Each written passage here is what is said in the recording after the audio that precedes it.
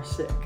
They make it so that you can just order brand new panels of glass for whatever model cage that you want. Stupid little bump. Oh! Look at that! Oh, you are feisty, man. What, are you trying to eat me, dude? What the heck are you doing? Howdy freaking do, people. How the hell is everyone doing today? Welcome to the channel. It's your boy, Tyler Nolan, right? And your other boy, Brandon Curtis. BC freaking Pythons, baby! Let's give Brandon a proper shout out before we start this video. Welcome to the channel, all my new people. Make sure you're subscribed to the channel. You go like this video and you leave a comment down below just to start off. Also, what I need you guys to do is I need you to go over to Brandon's Instagram page and give that man a freaking follow when you're done with the video.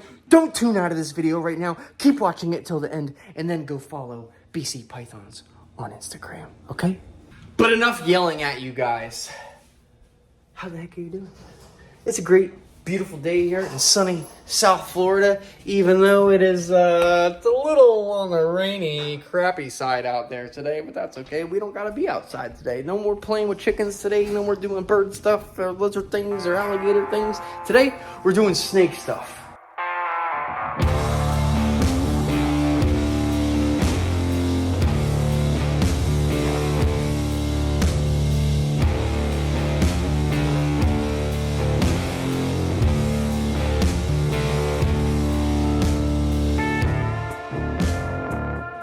Finally, I have a freaking snake room. Even though I had a bunch of snakes in that crappy hobo shed on my property, I didn't want to film in there. Horrible lighting. Wood is all blah. Just looks like crap. I don't want to film there. Not good, okay? And all I had in there was the false water cobras and the hognose snakes. And they did great in there. The only thing that, you know, is better about being in here, finally, we're temperature regulated in here. We're adjusting all of the enclosures right now. We're putting heat lights on things that need heat lights. We're putting UV lights on things that need UV lights. Look how beautiful it looks with just the lighting going in here. Let's take a quick second to appreciate. Brandon was working here yesterday while I was at work. I was at the tattoo shop tattooing all day. Brandon was keeping the fort down and making, dude, look how freaking clean this snake room is. It is immaculate. Bro, the boy is cleaning shit right now as we speak, my guy. I thought this place was spotless, and you're still making it more spotless. You gotta hit that water bowl right there, too. That thing looks like poop already. We just cleaned it out a day ago, dude. It's because the beaded lizards and the Gila monsters, as soon as they have a fresh, full bowl of water, they really love to bask and soak themselves in the water. They do it in the wild too, so obviously Gila monsters are more like of a desert creature, but when they do have water in puddles, they like to soak themselves in and they love it. They love being in water. And then the beaded lizards actually get a little bit more on the arboreal side. They climb things, they climb trees and bushes and stuff. Even at night when I had them in other enclosures, I used to have all sorts of grapevine that went all the way to the top. You come in here at night and you see them just crawling around on the branches. It's super cool. What the plan is today, you see how the back of this Mangshan cage is kind of coming off of the wall, okay? So the great stuff that we used in the back has come undone from moving the cages around so much.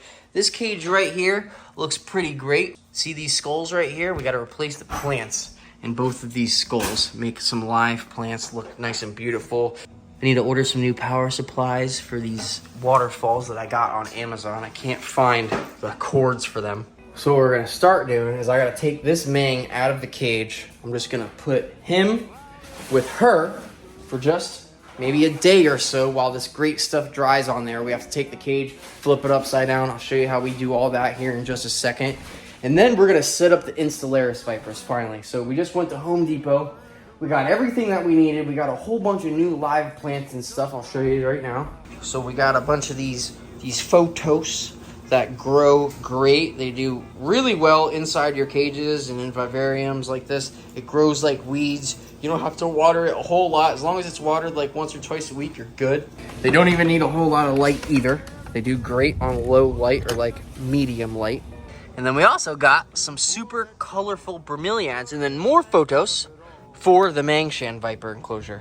Obviously the Mang enclosure we're not going to finish today. We're just going to start it and make that its own video, putting them back in there and probably doing some other things just because we're going to be filming everything right now. Main focus today are these black cages for the insularis. First thing I need to do is take care of these Mangs.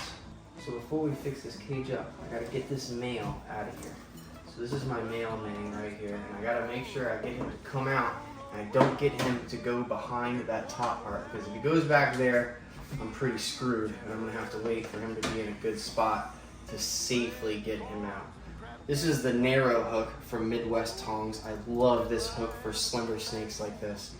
I don't really like to use a thick snake hook on smaller bodied snakes. Obviously, these guys are juveniles and they're gonna continue to grow a lot. So eventually, I'm probably gonna be able to use a thicker hook for them, but as you can see, with the thickness of their body, how they are right now, and the thickness of that hook, it's freaking perfect. You don't want a whole bunch of play, because then there's just more room for error, and obviously you wanna be as safe as possible with these beautiful creatures. Because look at that, just like that. That strike range is freaking crazy. You saw that.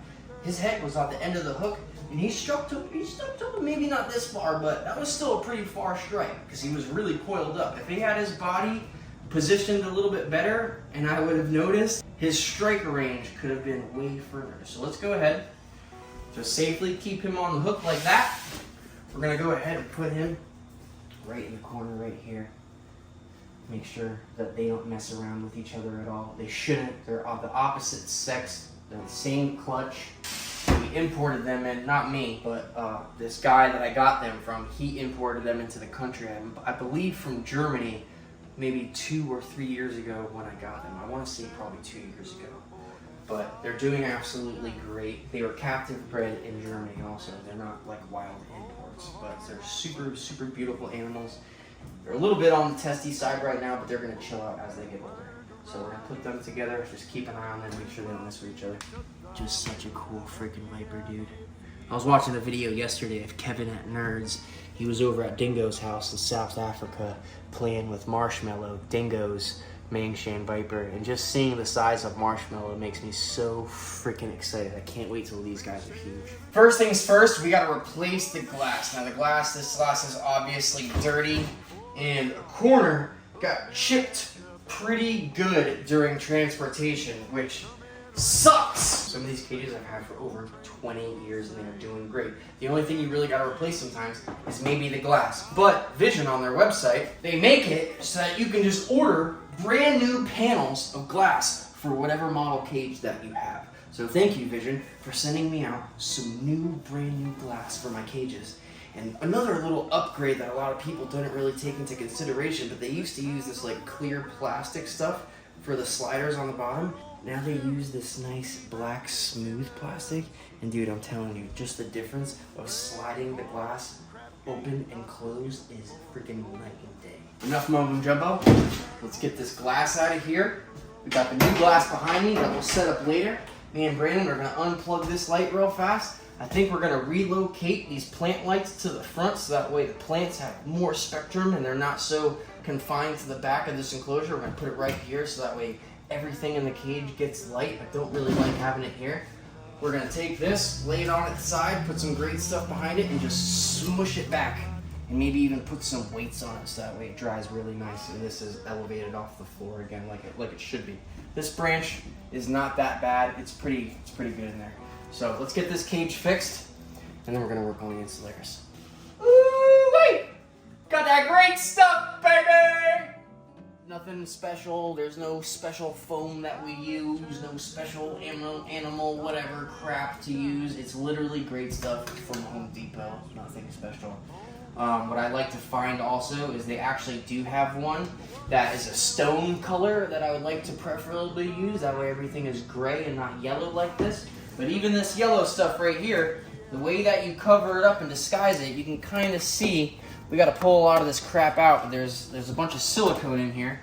You take silicone, you put silicone all over the great stuff, and then you just smash dirt into it so that when the silicone dries, it'll literally just look like dirt in between all the pieces of this cork bar. You see there's a piece here, there's a piece here, and then in between there's great stuff. Obviously this is a little bit weathered. I'm gonna redo all of this and make it look super legit so you don't see any foam at all. And it looks super natural instead of having that gray background kind of basic look. So what I want to do here is I'm just going to go and I'm going to fill up this back part with some great stuff and kind of like angle this straw right here. Just fill some crap in there and then let it dry. Whatever you don't like, whatever you don't want to be on there, this stuff comes right off of the PVC. So it's not a super huge mess. And if you do mess up, you can pull it off of the plastic and those black PVC cages. Works the same freaking way. You can pull this crap right off, totally fine, and redo it if you really want to. Black hair python. Oh. Their heads are black because they stick their head out of the hole to bask? Yep, to regulate their body temperature, actually. A little fun fact for you guys on these. Australian mornings. They're just so sick, bro. One of my favorite freaking snakes that I have for sure. Nice, nice. All right, so let's get to these guys. We got my drill going, got my wire snips. Time to do some surgery on these stupid cages. What we're gonna do is we're just gonna drill 2 holes in the top, and then we're gonna use that hanger, and we're gonna zip tie the hanger to the top of the cages, so that way the plants can just hang freely. The insularis can climb all on the plants, and then there's actually a little tiny hide box on the top of both of these enclosures, which is pretty neat. There's like little hide areas in here. That's a pretty cool little feature of these cages. But yeah, I think it's gonna be really cool to have a hanging plant here and just suspended right in the middle of these viewing panels. So first thing that we have to do is, on all of the vision cages, a lot of the vision cages, they come both ways. They have these sunken in light fixtures, like this cage right here. So you can take a small metal light fixture, put it inside of it, all right? Works out pretty well. Or you can do it this way, which is like the old school way. This is how I used to do it back in the day when I worked at Underground. Don't mind this, the glass, she freaking completely made an absolute disaster of this cage the last couple days. But you can see that fixture in there. It's pretty much just these little light fixtures that you buy at Home Depot. You go ahead, get yourself as much double cord as you need, all right? And then just a couple little plugs. That everything is very, very user-friendly. So we have some very small screws that we're gonna use to attach these to the tops of both of these enclosures. And then instead of using those really long lights like we have on these bigger cages that work great, we're using these grow lights that you also buy at Home Depot. They're just little individual lights. They're nice and small and compact, and you can just put them in the top of a cage that's small like this and it'll work absolutely great. The same lights that you use to grow, you know, those plants there. Very, very easy to do. You just literally take the cord, pull some plastic off, pull some of the rubber off. You go ahead, wrap it around one of those contacts. I like to wrap it clockwise, so that way when I tighten things, lefty-loosey, righty-tighty, the line tightens up with that contact screw, and then you're left with no wires exposed, no fire hazards, none of that crap. Perfect. So the PVC tops of these cages are all screwed in there with just your regular ass drywall screws. So we're gonna remove all of them. We're gonna flip this thing upside down. We're gonna put the power cord through the back. These cages are actually built with little notches up top that you can run a power cord through the top of this thing. You just have to take the top panel off. I know these aren't Vision cages. I know, I get it. I love Vision, sponsored by Vision. I only like Vision cages. The only freaking reason why I'm using these cages is because they are super, super escape proof for the insularis vipers. The only reason why I'm doing that, okay? Being at this house, I definitely don't want to take any chances. Obviously, you guys know with the Vision cages, when I put insularis vipers in them, I use the weather stripping, okay? So these Visions have sliding glasses. So sliding glass always has this little tiny freaking gap right there. You see me sticking my finger in there? Imagine a smaller snake like some of my smaller male insularises that I have inside that other Vision cage, okay? Sometimes I've come into the room and they're halfway out that cage. Thankfully, I've caught them every single freaking time and none of them have escaped, but it's definitely something that when I'm sleeping at night, I'm thinking about. Goes in a little freaking thing. Time to get to the top, get back on and secured, and then do the same thing to this cage. Another really cool thing about these light bulbs, check it out. You got a switch on here. One of the main reasons why I went with this one instead of the other ones is that there's 3 different settings, okay? There's one for babies, get seedlings started, for growing, and for blooming. So I really want to figure out which setting is going to work the best. My plant people down below, comment, which setting should I use on these freaking lights for the best growth? Should I do the green, obviously, for get growing, right? That's what I'm talking about, right? There's no blooming on photos, right? So just the grow setting should be fine. Wow, look how freaking, dude, these lights are sick.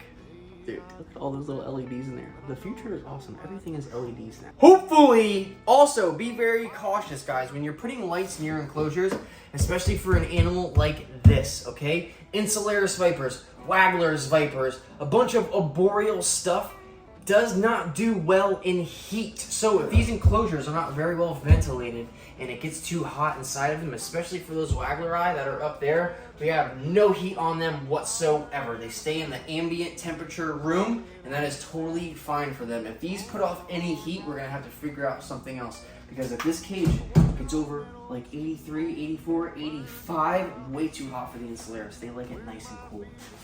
And we got the lights in, baby!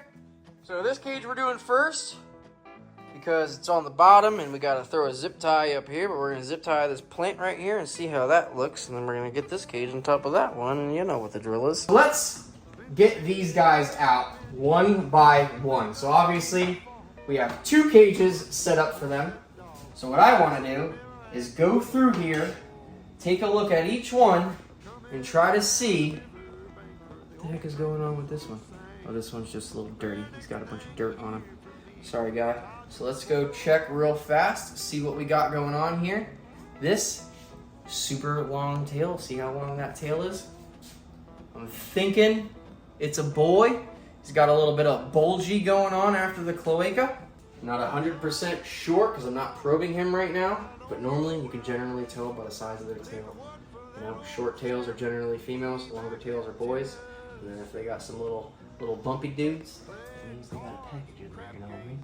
So let's go ahead. We're gonna try to separate them all evenly. I have 6 adult insularis vipers, so we're gonna try to pair them up as well as I can. Maybe put a couple females each one, a couple males each one. I don't know. We're gonna try to evenly separate everything according to sex. So let's go ahead and get him in there. Try to grab a female. So we're gonna go up here. You can see they're all hiding on the top of that light right there. Now this is one of the blue insularis that I got from Underground Reptiles as an import, all right? This thing had a bunch of crazy things going on with it. I had to deworm it and all that fun stuff when we first got them in, but I'm pretty sure this is a female, and I'm gonna show you the difference in tails right now. See this? See how her tail is a little bit on the shorter side, not a whole lot shorter, but the main difference is the bulges. You see how past the cloaca, it's not as fat, and there's only 2 scales behind it, so that I'm thinking is going to be a female. Maybe in the future, we could do a video about how to probe the snakes to get a more accurate reading of the sex. So comment down below, guys. Let me know if that's something you will be interested in. Go ahead and get this female in her new home. Look at how cool this is, guys. Suspended plant enclosure. That way they can just climb on up here. They can climb up on this part that I'm hanging it from, and they can go right into this little hide area that's built into these enclosures, which is a really neat feature. They can go up in this area, hide up there. If I really want, and all the insularis vipers are in there, I want to go in here and maintenance the cage and not worry about them being in here. I can literally pull this closed. Closes the latch door on the inside. That way you can safely maintenance the snake. See, now it's open.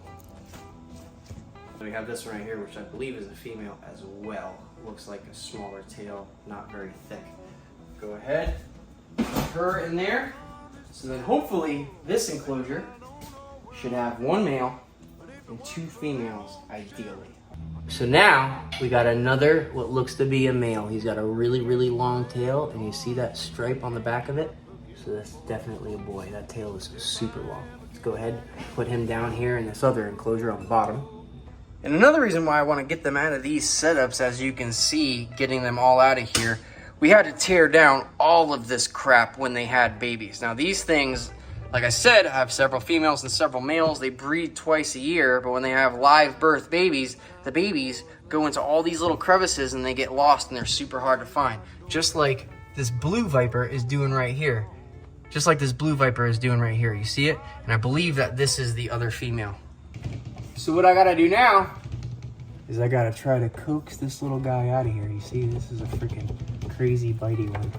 Let's try to give it a little push to come on out of here, not get bit. Stay super careful, even though these things are not very deadly. Their venom is mildly on the toxic side. The death recordings of them is not a whole lot. A lot of people survive these bites. You pretty much just got to go to the hospital and make sure that your limbs aren't going to fall off, because their venom is definitely very necrotic. But you can see, actually, this I thought was another female, but this is actually a male. You see how insanely long that tail is? And he's got that red stripe going down the back, which is totally fine keeping two males together. They're not going to fight with each other or try to kill each other or eat each other or anything like that. That is totally fine. So what we're going to do is we're going to put these two males down here. So up here, we have one male, two females, correct? Down here, we have two females. And then this other female right here, I just got to grab the lock off this cage. This is the female that we had separated at Chandler's house, because this is, actually, no, I'm sorry. One of those insularis vipers, that is the last viper that produced babies, okay? So one of those females just gave us babies. This female right here just gave us babies before I moved out of my Boca house. So we've kind of had her on remission by herself, so nobody tries to breed with her. But now we're going to introduce her back into the males. Who knows, maybe by the end of the year we get some more babies. These things breed all year round, especially when you have nice warm conditions like this. Komodo Island, where these guys are from, it's very tropical, they don't really experience any cold spells or anything like that. So there's no real brumation period with these guys. There's no cool down, anything like that. They breed all year round as long as they have nice warm temperatures. Brandon is gonna go ahead and get this female out. You see that glass right here? It's got a little broken part right here. I kind of just like rigged it for the time being. But Vision also sent me some small glass for these guys too. They really take care of your people, man. Vision is the freaking best out there. So what Brandon's doing right now is he's removing all the obstacles, being smart, getting all the hard stuff that is inside of the cages. So that way there's less to work around when working with these highly toxic animals. We already know where the snake is located too, so. Yep. Carefully grab her out the back. There we go. So he's opening up the other side, because that other side was kind of being a pain in the butt. Considering the position of the snake, just like that, super smooth. Go ahead, mid-body hook. Booyah. Whoa, the lights just flickered in here. Careful there, dude. Careful. Oh yeah. What the heck what is going on with the light flickering in here? You see that? Oh, this is so eerie. You got a death noodle out and we're losing the lights. Be careful there, Mr. Brandon.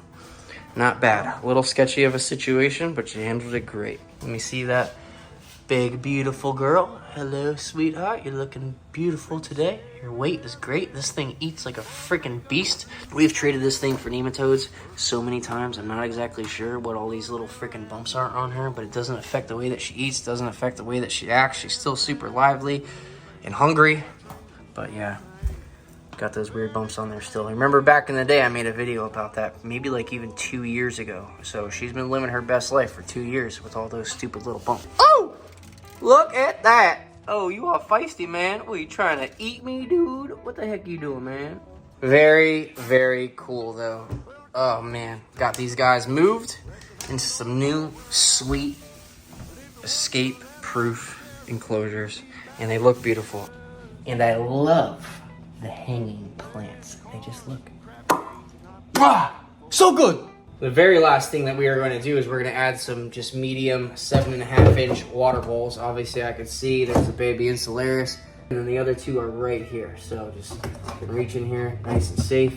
Put that guy, you saw he just freaking struck at me, you little jerk. Give you guys a water bowl. Also fill these things up with some H2O. For the most part, these insularis are pretty much only gonna drink the dew that is on all of the plants. So they just pretty much sip all the standing water off of the plants. The only reason why I add a water bowl is sometimes they will reach down and drink out of a water bowl, but it's more so to keep the humidity at a higher level than the rest of this room. And that is it, my friends. Thank you for tuning in today. Hope you enjoyed the new setups. We're finally getting everything in order. I placed an order with Vision the other day. We're having 5 new cages from Vision are getting delivered in the next few weeks. Stay tuned for that. I'm really excited about a couple of the Visions that I'm getting, honestly, because right now we have this tower of cages right here. These are 4-footers, so they're obviously 48 inches long, 4 feet. But Vision also makes a cage just as deep, and they're 53 inches long. So they're a little bit longer than there. They're not exactly a 6-foot, but they're right in between. And I'm really freaking stoked to get them. I have 4 of those coming. And then I have another 6-footer, like Rusty's in right now, that we're gonna double up. We're gonna cut a big hole in there, and we're gonna give Rusty, instead of a 6-foot cage, he's gonna have a 12-foot cage.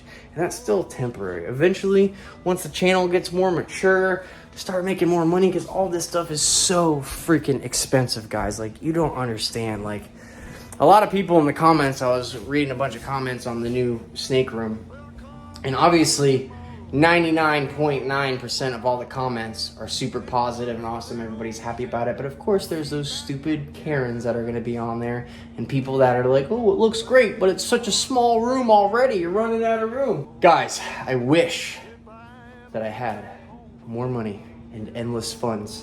But, dude, I'm not made out of money. And this building right here, just so you guys know some numbers, cost me $18,000 to get this shell of a shed delivered to my house. Just 18 grand, just the shell. Then I probably spent another 5 grand on insulation, almost 3 grand on doing the drywall. The electrician, Marty, luckily, he's a friend of a friend. He came in here. I paid him like $4,500 for all of the materials that we needed for the freaking new fuse boxes, running all the lines, doing the tilling, and the freaking, we had to dig all these trenches. Like, it was a lot of work, putting all the lights in, putting all the outlets in, all that stuff. I paid for all the materials, and I'm trading him for the labor. But still, guys, like, just this building, I'm in freaking 25, 30K deep. That's it for now, guys. Till next time, thanks for tuning in again. TylerNolanTattoos.com for all of your merch. Go support your boy. See you on the next one. Appreciate you. Love you. God bless. Goodbye.